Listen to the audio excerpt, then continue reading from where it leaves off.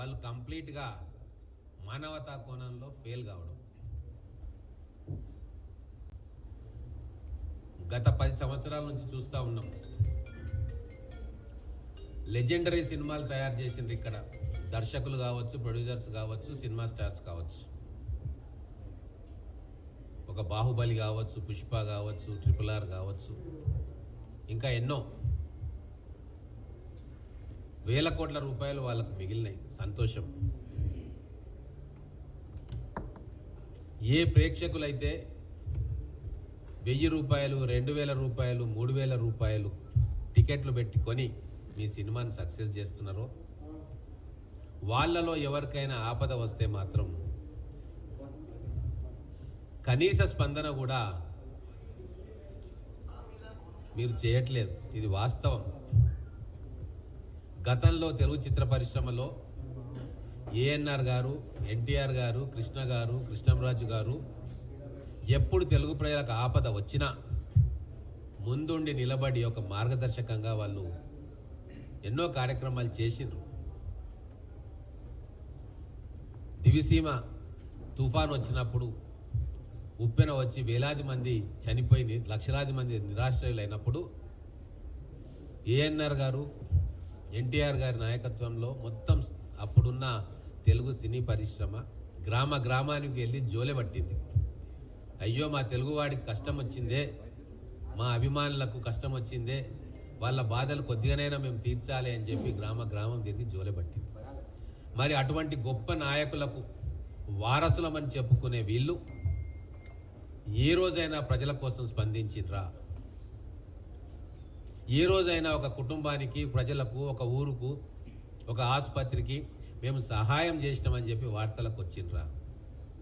నాకైతే గుర్తులేదు. కానీ ఎక్కడ వార్తలకు వస్తారు?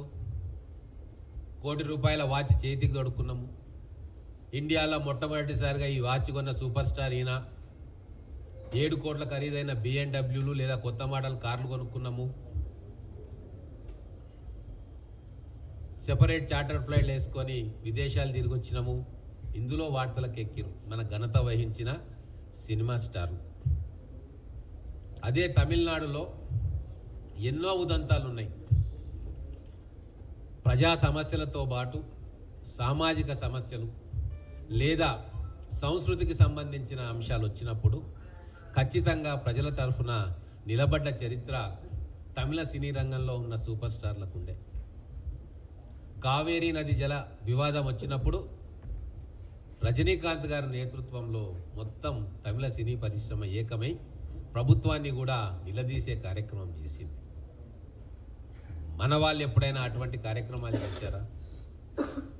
అలాగే అభిమాన సంఘాలు కూడా సేవా కార్యక్రమాలు చేయమని చెప్పి ఊరు ఊరికి, పట్టణం పట్టణానికి అటు రజనీకాంత్ గారు, ఇటు కమల్ హాసన్ గారు ఎన్నో వేల సేవా సంఘాలు, ప్రజా సంఘాలను స్థాపించి లక్షలాది మందికి చేయూతనిచ్చిండ్రు. అది మనం ఎన్నోసార్లు చూసినాం. మీ వయసు వాడే ఆ తర్వాత వచ్చిన విజయ్ కూడా కొన్ని వేల సేవా సంఘాలు స్థాపించి ఎంతో సేవ చేసింది. మరి మన సూపర్ స్టార్లు ఏ రోజైనా వాళ్ళ అభిమానులకు పిలిపించిండ్రా ఒక మంచి కార్యక్రమం చేయమని? ఒక్క చిరంజీవి గారే ఈ మధ్యన బ్లడ్ బ్యాంక్ స్థాపించి కొన్ని లక్షల మందికి ఆసరాగా నిలిచిండు. వాళ్ళ ఆరోగ్యాన్ని కాపాడుకునే ప్రయత్నం చేసి వాళ్ళ అభిమానులతో కూడా చేయించారు. మరి చిరంజీవి వారసులుగా చెప్పుకునే కొంతమంది ఏ రోజైనా ₹1 సహాయం ఎవరికన్నా చేసిండ్రా? వీళ్ళందరూ సినిమాల్లో నటిస్తున్నారు, నిజ జీవితంలో నటిస్తూ ఉన్నారు. తెలంగాణ ప్రజలంతా అమాయకులు కాదు. తెలంగాణ మొత్తం రోడ్ల మీద నిలబడి యువకులు బలిదానాలు చేసుకుంటున్నప్పుడు వీళ్ళందరూ కళ్ళు చెవులు మూసుకున్నారు. ఏ రోజు కూడా ఈ ప్రజల ఆకాంక్ష కోసం ఒక్క అడుగు, ఒక్క ప్రకటన చేయలే. ఇవన్నీ కూడా తెలంగాణ ప్రజలకు గుర్తే. అయినా మిమ్మల్ని ఆదరిస్తున్నారు అంటే మీరు పోషిస్తున్న పాత్రను చూసి మీకు అభిమానం, మీ పైన అభిమానం చూపిస్తున్నారు తప్ప దాన్ని మీరు మమ్మల్ని చూసి అభిమానిస్తున్నారని చెప్పి మీకు మీరు ఎక్కడో ఏమో ఊహించుకుంటా ఉన్నారు. సూటి ప్రశ్న నేను ఈ తరం యువ సినిమా స్టార్లకు, మేము చాలా గొప్పోళ్ళమని విరవీగే ఈ సినిమా స్టార్లకు, ఏ పాఠశాలలన్నా మీరు దత్తత తీసుకున్నారా? ఏ గ్రామాలనైనా మీరు దత్తత తీసుకున్నారా? ఏ ప్రభుత్వ ఆసుపత్రినైనా మీరు దత్తత తీసుకున్నారా? లేదు. ఏ సామాజిక సమస్య మీద మీరు ముందుకొచ్చి ప్రజలను చైతన్యపరిచినరా? చాలా అనుభవాలు ఉన్నాయి, చెప్తే బాగుండదు. ఎన్నో ప్రజల కోసం నిస్వార్థంగా సేవ చేసే సంస్థలు కూడా వీళ్ళని అప్రోచ్ అయ్యి, వాళ్ళైతే కలవరు ఏడుంటారో వాళ్ళ మేనేజర్లను ఎవరైనా అప్రోచ్ అయ్యి, నీటి సంరక్షణ కోసం మీరు రండి, ఒక ప్రకటన ఇప్పియండి, లేదు ఇంకో సామాజిక సమస్య మీద మీరు ఒక ప్రకటన ఇప్పియండి అంటే అట్లా చేయరు మా వాళ్ళు. ప్రతిదానికి ఓ రేటు ఉంటుంది. యాక్చువల్గా అయితే ఎక్స్ ఉంటుంది. సామాజిక సమస్య సొసైటీ కోసం కావచ్చు, X/2 చేసుకోండి అని చెప్పి నిస్సిగ్గుగా చెప్పిన సందర్భాలు ఎన్నో ఉన్నాయి. నేను పేరు చెప్పదలుచుకోలేదు, బయట పెట్టదలుచుకోలేదు. 400 రూపాయల పుస్తకాలు పేద పిల్లలకి ఇద్దాం, గవర్నమెంట్ స్కూల్ పిల్లలకి ఇద్దామని చెప్పి మాకు తెలిసిన NGOలు అప్రోచ్ అయితే, ఆ సినీ పరిశ్రమకు చెందిన పెద్ద మనిషి ఏమంటాడంటే, ఒక కుటుంబానికి ఒక విద్యార్థికి ఇస్తే నాకేం పబ్లిసిటీ వస్తుంది, అదే ఒక పోస్టర్ వేస్తే 1000 మంది చూస్తారు, నాకు పబ్లిసిటీ వస్తుంది అని చెప్తాడు. అంటే సామాజిక కోణం ఏమాత్రం లేకుండా రాతి గుండెతోటి ప్రేక్షకులన్నా, అభిమానులన్నా, తెలంగాణ ప్రజలన్నా, తెలుగు ప్రజలన్నా కరెన్సీ నోట్లను వాళ్లకు ప్రింటింగ్ చేసే యంత్రాలుగా చూసిను తప్ప, మానవత్వం ఉన్న మనుషులు వాళ్ళు, గొప్ప మనుషులు. 30,000 జీతం వస్తున్నా కూడా 3,000 రూపాయల టికెట్ తీసుకొని వచ్చి నీ స్టార్డమ్ను నిలబెడుతున్నారు,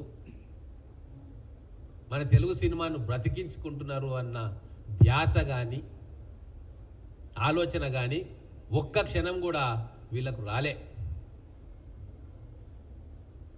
వీళ్ళకంటే సోను సూద్ గారు ఎన్నో రెట్లు నయం. ఎక్కడో ఆదిలాబాద్ జిల్లాలో ఒక అమ్మకు కష్టం వస్తే ఆ కష్టాన్ని తీర్చనీకే సోను సూద్ గారికి మహారాష్ట్రలో, బాంబేలో ఉండే నాయకునికి ఫోన్ పోతుంది తప్ప, మా అల్లు అర్జున్ వస్తాడో, మా రామ్ చరణ్ వస్తాడో, ఇంకో చరణ్ వస్తాడో, ఇంకో బాబు వస్తాడో, పెద్ద బాబు వస్తాడో, చిన్నబాబు వస్తాడో అని చెప్పి ఎవరికి కూడా నమ్మకాలు లేవు. ఎవరు కూడా ఫోన్ చేయరు, చేసినా వీళ్ళు రిసీవ్ చేసుకోరు. కాబట్టే మీరు మారాల్సిన అవసరం ఉంది.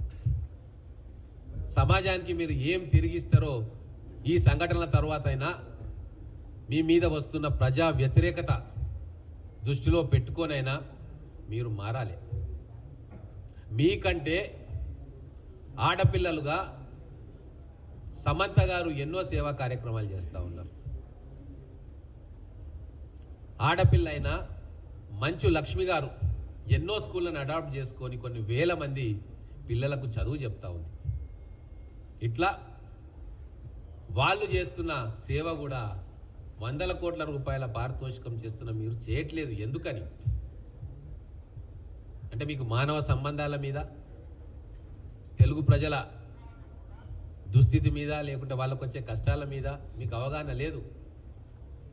మీరు మేడలో పెరిగినరు, చెన్నైలో పెరిగినరు, హైదరాబాద్లో పెరిగినరు, ఇంకెక్కడ పెరిగినరు, కానీ ప్రజలతో సంబంధం లేకుండా ఒక కృత్రిమ ప్రపంచంలో మీరు పెరిగినరు కాబట్టి మీ గాజు కండ్లు, రాతి గుండెలు కరుగుతలేవు. సంక్షోభం వస్తే మళ్ళీ వచ్చి నటన చేస్తారు పబ్లిక్ ముందు. మేము చాలా గొప్పోళ్ళము, అన్యాయం జరిగింది, మేము చాలా బాధపడుతున్నామని చెప్పి ఒక ప్రకటన ఇస్తారు.